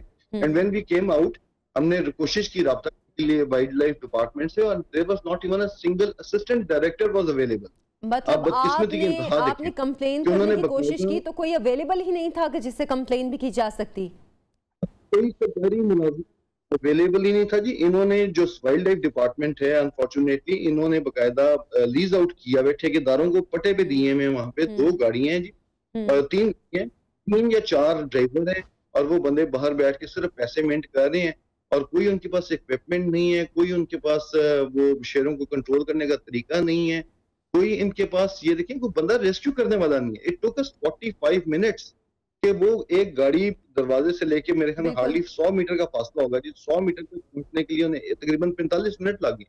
ये नाअहली जो है मैडम, ये सिर्फ वाइल्ड लाइफ डिपार्टमेंट तक महदूद नहीं है, ये मरी तक महदूद नहीं है। अनफॉर्चुनेटली हम डूब रहे हैं, हमारे अंदर वो बेहिस्सी का वो एलिमेंट पैदा हो चुके हैं। अनफॉर्चुनेटली जो डिपार्टमेंट हर मामले में गवर्नमेंट फेल हो रही है। मतलब हम ये कह सकते हैं कि हर डिपार्टमेंट में जो इंतजामी नाअहली है वो खुलकर सामने आ रही है, चाहे वो सयाहत का मामला है, चाहे वो लोकल कोई तफरीह का मामला है, चाहे वो बाकी मामला आते हैं। क्योंकि हम लाहौर में देखते हैं, पहले मतलब ऑनेस्टली मैं कहूँगी कि लाहौर में इतनी सफाई नजर आती थी, लेकिन अभी कुछ अरसे से लाहौर में हर जगह कूड़े के ढेर, गंदगी और ऐसे ताफून हर जगह फैला होता है कि आप देख के परेशान हो जाते हैं। ये क्या वही लाहौर है जो कुछ अर्सा पहले तक इतना साफ सुथरा होता था? तो मैडम यहाँ पे आप देखें, एक बारिश हो जाती थी, मुझे याद है एक बारिश होती थी, with in 15 to 20 minutes Lahore drain out हो जाता था। अभी बारिश हो जाती है, यहाँ पे कीचड़ जमा हो जाता है सड़कों के ऊपर, और जहाँ पे हमारा घर है जी, वहाँ तो कूड़े 3 दिन कूड़ा नहीं उठाते लोग। पता नहीं ये मैनेजमेंट क्या चला रहे हैं, हमारी जो रियासत है इसकी क्या प्रायोरिटीज हैं। आई वंडर, अगर आप एक लाहौर के दिल में, हार्ट ऑफ द सिटी, अगर एक सफारी पार्क को मैनेजमेंट नहीं कर सकते और आपने उसे लीज आउट किया हुआ है टू टोटली अनप्रोफेशनल पीपल, तो आप अंदाजा कर सकते हैं कितने नाअहल लोगों के हत्थे चढ़ गए हैं। अनफॉर्चुनेटली ये इस तब्दीली का तो हम, आप खुद एडवोकेट हैं, तो क्या अभी ये जो अभी मामला आपके साथ पेश आया, क्या इसके खिलाफ कोई कानूनी चाराजोई भी हो सकती है? जी मैडम, मैं इसके ऊपर काम कर रहा हूँ जी, एंड इंशाल्लाह I will file a writ petition in high court कि ये हो क्या रहा है हमारे साथ। और मेरे पास तो डॉक्यूमेंट्री और इलेक्ट्रॉनिक एविडेंसेस मैं पेश करूंगा जनाब चीफ जस्टिस साहब के पास कि जनाब ठीक है, लोगों की जानों के आप कस्टोडियन है, आपकी नाक के नीचे ये सब कुछ हो रहा है, कोई पूछने वाला नहीं है। कोई डिपार्टमेंट का, सरकारी डिपार्टमेंट लाखों रुपए तनख्वाहें ले रहे हैं, किस चीज की तनख्वाहें ले रहे हैं? और जो आप फीस चार्ज कर रहे हैं, पार्क में एंट्री की अलहदा चार्ज कर रहे हैं, कार की एंट्री की अलहदा चार्ज कर रहे हैं, सफारी बस की अलहदा चार्ज कर रहे हैं, स्नेक हाउस में जाने की अलहदा चार्ज कर रहे हैं, तो अगर आपने रेस्क्यू प्रोटेक्शन या प्रोटेक्टिव मेजर्स लेने ही नहीं है तो आप किस चीज की फीसें चार्ज कर रहे हैं? Department should be close down. ये तो यकीनन इस हवाले से सवाल भी उठना चाहिए और जो जिम्मेदारान है उनके खिलाफ कार्रवाई भी होनी चाहिए। फाज साहब, अब जो लोग सफारी पार्क जाना चाह रहे हैं उनके अवेयरनेस के लिए आपसे मैं जानना चाह रही थी कि क्योंकि आपने चलो ये तो एक वाकया बता दिया कि आपकी गाड़ी जो वहाँ मड था उसमें फंस गई थी, तो जिस गाड़ी में आप लोगों को लेके जा रहे थे वो भी सेफ थी या वो भी सिर्फ लोकल एक वैन जैसे होती है वो थी कि अगर खुदा न खास्ता कोई शेर हमला कर दे तो आराम से उसको तहस नहस कर दे? लोकल आपकी ये जो रेंटेड बसेस होती हैं लाहौर कसूर के रूट पे चलने वाली, ये बस थी सिंपल बस। अगर वो एक पंजा मारता तो उसका शीशा क्रैक हो जाता। And we were thinking, even कुछ लोगों ने बात भी की कि जी ये शेर अब अगर खुदा ना खास्ता अटैक कर दें तो दे विल सिलेक्ट कि जी मैंने आज मील में ह्यूमन फ्लैश खाना है या चिकन पे आज गुजारा करना है। We were apprehending it. और खुदा ना खास्ता, अब आपको नहीं पता, जानवर है और जंगली जानवर है। हाँ, और वो खुदा ना खास्ता अगर अटैक कर दे तो आपके पास कोई प्रोटेक्टिव मेजर्स नहीं है। गाड़ी की बंद हुई है, ड्राइवर आपका इंतहाई नॉन प्रोफेशनल है, उसके पास आप देखें कि इनकॉम्पिटेंस की इंतहा या नॉन प्रोफेशनलिज्म की, उसके पास अपने मैनेजर का फोन नंबर नहीं है, कॉन्टेक्ट नंबर ही नहीं है उसके पास। और जो ओनर है जो ये टिकट ले रहा था वो दरवाजे के बाहर, मेरे पास तस्वीरें मैं आपके साथ शेयर करता हूँ, जाली के पास खड़ा होकर स्माइलें दे रहे हैं वहां पे खड़ा।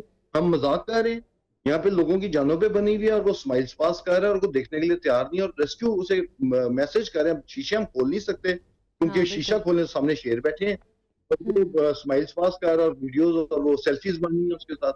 तो इतना जुल्म हमारे साथ, हम इसके लाहौरियों का बेशक फॉल्ट जरूर है, हमने तब्दीली को वोट दिया, लेकिन इतना हमें सजा देना मुनासिब नहीं है, मेरा नहीं ख्याल। चाहे वो सिक्योरिटी हो, हुकूमत को सोचना चाहिए कि अगर उनको लोग लेकर आए हैं कि कुछ तब्दीली की जो बातें हुई थी, तो ऐसी तब्दीली ना लाएं कि लोगों की जान पे बन जाए।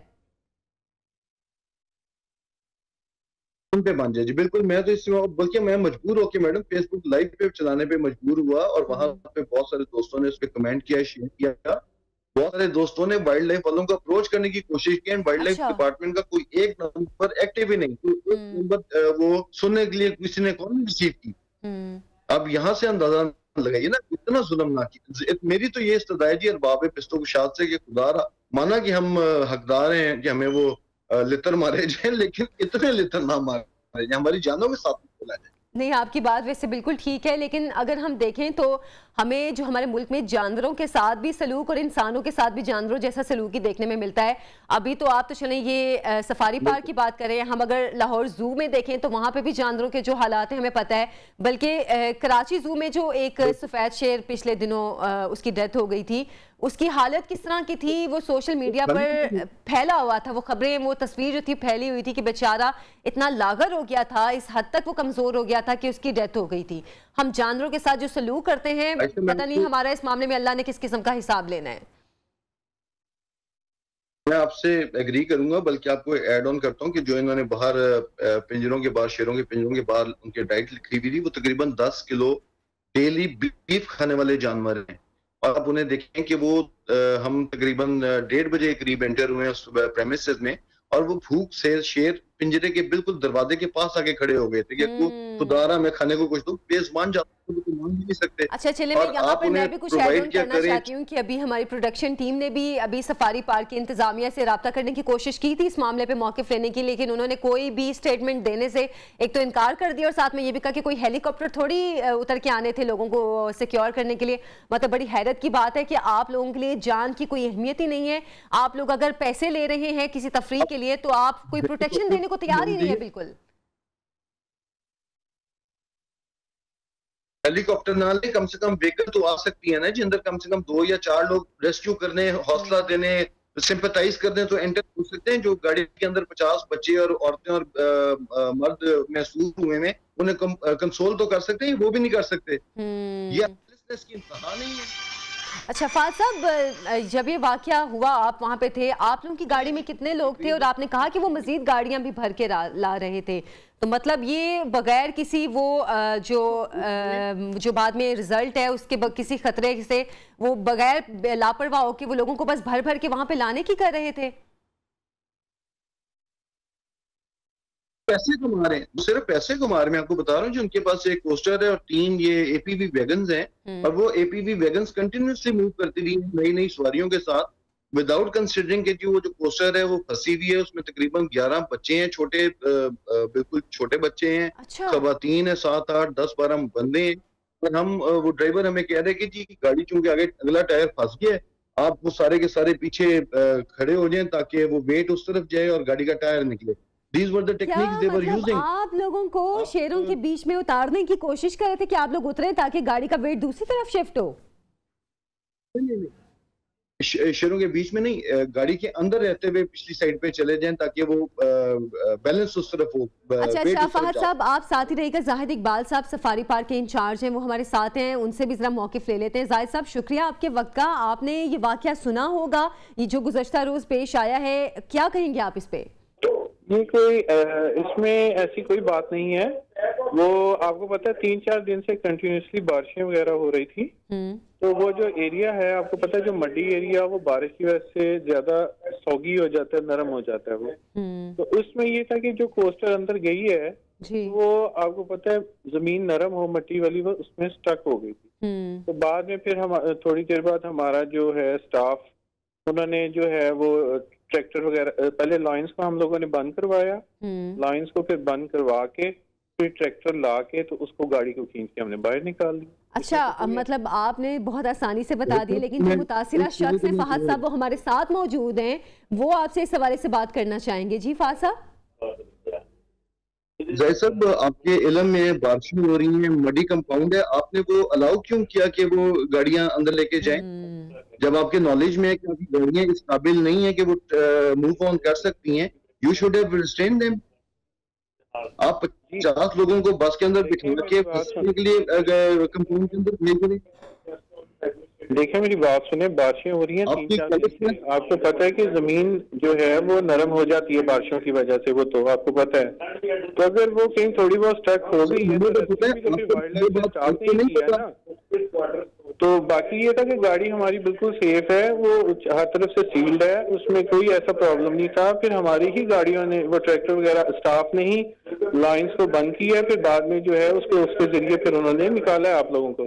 तो रेस्क्यू तो फिर स्टाफ ने ही हमारे किया ना। लाइंस को तकरीबन 1 घंटे के बाद बंद किया गया है। यहाँ पे मेरा भी सवाल है जाहिद साहब, आप लोगों को जब पता था कि बारिशें हो रही हैं, लाइन काट गई, जाहिद साहब ने बस अपना एक मौक़िफ़ दिया, उसके बाद वो डिस्कनेक्ट कर रहे हैं अपनी लाइन।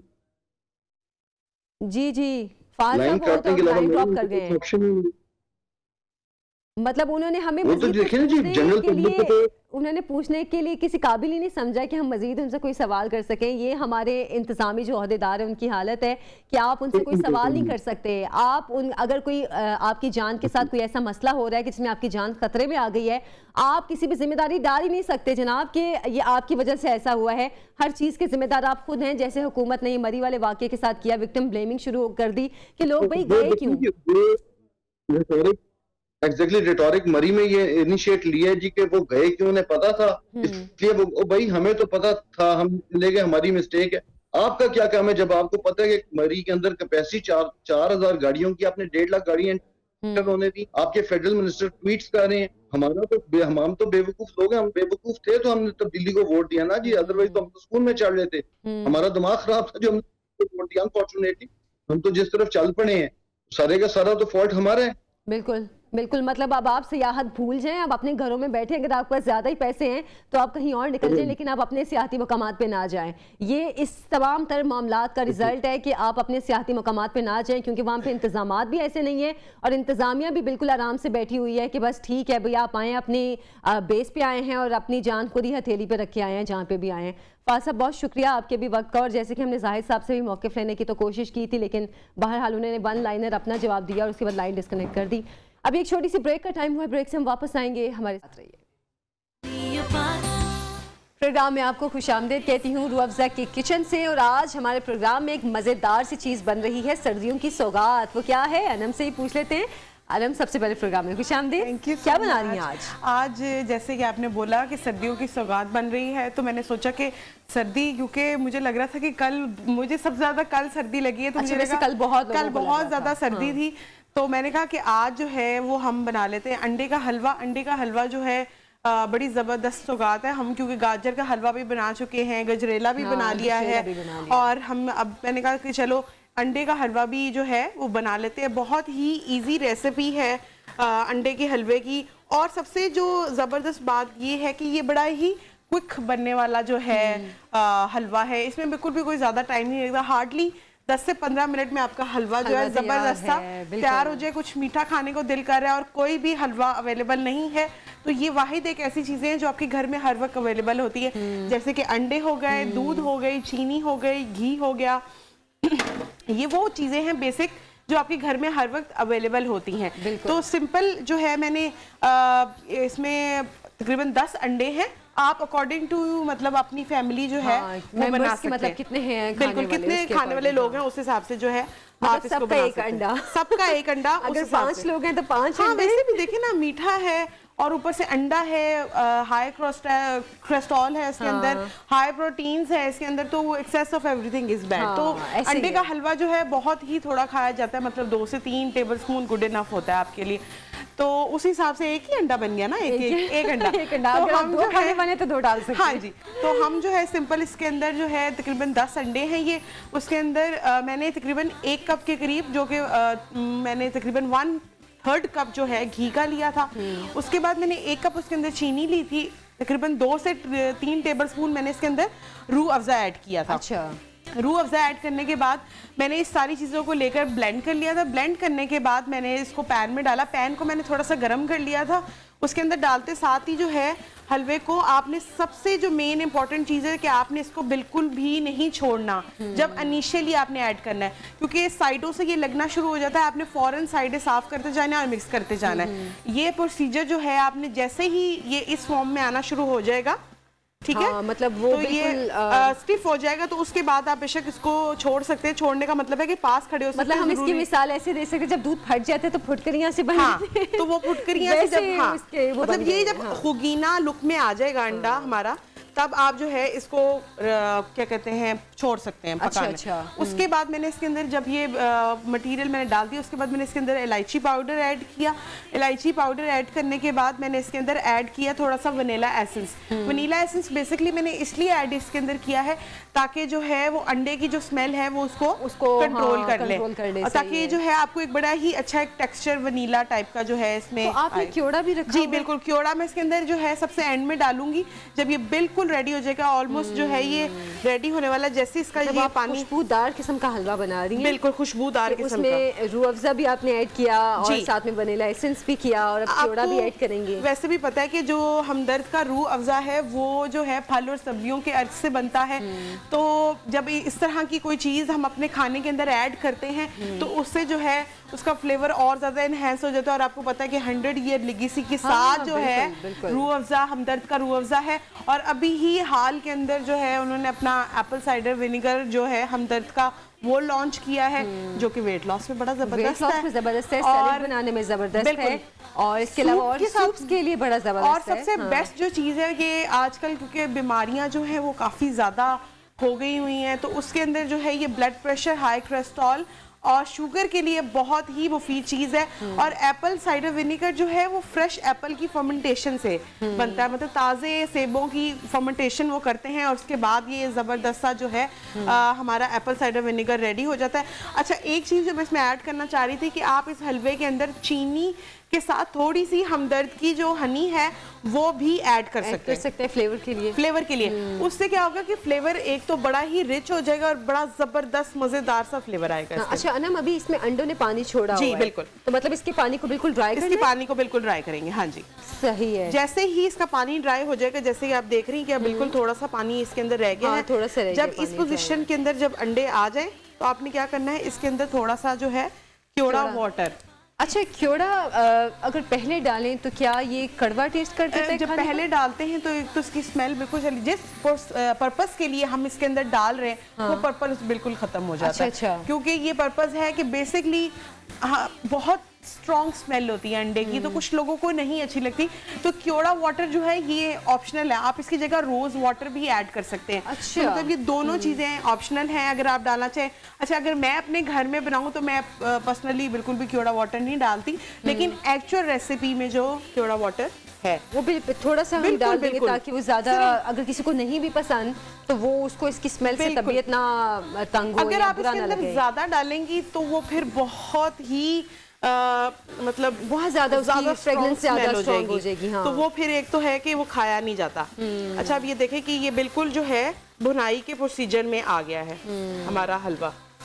ठीक है, इसको इतना भूनेंगे हम कि इसका पानी बिल्कुल ड्राई हो जाएगा और साथ ही जो है ये साइडों से जो है थोड़ा थोड़ा कलर चेंज और करना शुरू हो गया, थोड़ा ब्राउन फॉर्म में आना शुरू हो जाएगा। अच्छा, इसमें जर्दा रंग भी डाला है जी बिल्कुल, येलो फूड कलर, और थोड़ा सा मैंने इसके अंदर 2 टेबलस्पून के लिए हमदर्द का जो रूह अफ़ज़ा है वो भी ऐड किया था जब मैं इसको ब्लेंड कर रही थी। अच्छा, ब्लेंडिंग के वक्त क्या क्या चीजें होनी चाहिए? ब्लेंडिंग के वक्त मैंने ऐड किए थे अंडे, साथ में चीनी, घी और दूध। हाँ, मतलब जो मेन जो इंग्रेडिएंट थी वो सब ब्लेंडिंग में, क्योंकि अगर आप अलग से उसको बीट करते हैं, घी को गर्म करते हैं, अंडा डाल, वो अंडा फिर फ्राइंग फॉर्म में आ जाएगा। हाँ। हमें बेसिकली अंडा चाहिए फुल लिक्विडी फॉर्म में। ठीक है जी। अच्छा, तो इसकी गार्निश से नट्स जो है इसके अंदर डालते हैं, बाकी जो है वो ऊपर से हम ऐड ऑन इसके अंदर कर देंगे, और साथ में इसको चांदी के वर्क जो है वो हम लगाएंगे। अब अच्छा, एक दिन हम चांदी के वर्क की भी बात करेंगे। आज तो मैंने स्पेशल कल रात को फिर आपने सही सौगात वाला काम किया। मैंने कहा नहीं भाई, देखे मेरी बात सुने, आज चांदी के वर्क ले आएगा। मैंने कहा मेरी होस्ट भी कहती हैं चांदी के वर्क नहीं लगाया आपने। बड़ी मतलब अच्छी रिवायतें थी पहले कि इस तरह का कोई मीठा बनाते थे, चाहे गजरेला था, गाजर का हलवा था, या कोई भी मीठी चीज, ऊपर चांदी के वर्क लगाते थे, खासतौर पर उसकी खूबसूरती के लिए। बिल्कुल, उसकी खूबसूरती, हालांकि वो तो टेस्टलेस होते हैं, बिल्कुल कोई भी उसका कोई टेस्ट नहीं होता, लेकिन वो आप हमेशा एक चीज मैं जो अपने लिए बड़ी इंपॉर्टेंट मुझे लगती है, बेशक खाने का टेस्ट अच्छा है कि नहीं अच्छा, ये तो मुझे नहीं पता, लेकिन जो चीज़ आपको आंखों को पहले अपील कर रही होती है वो, क्योंकि आप सबसे पहले अपनी आंखों से खाते हैं, और उसके बाद जो है जल्दी से इसको डिश आउट कर लेते हैं क्योंकि टाइम बिल्कुल कम है हमारे पास। तो मैं कह रही हूँ डिश आउट करके हम कंप्लीट लुक एक दिखा दें। बिल्कुल। तो मैं ये जो है रेडी हो गया है, अब मैं इसको जो है निकालती हूँ हलवे को। हाँ बिल्कुल। तो ये जो है हमारा हलवा, ये जबरदस्त वाह, हलवा हमारा रेडी हो गया है। और अच्छा, जल्दी से अब इसके ऊपर चांदी के वर्क लगा के हमें एक लुक दिखा दें अनम। मैं जरा थोड़े से नट्स डाल दूं इसके ऊपर। हाँ, ये नट्स क्योंकि वो पीछे से बार बार शार्प क्लोजिंग का कह रहे हैं, लेकिन मैं चाह रही थी कि हम चांदी के वर्क पर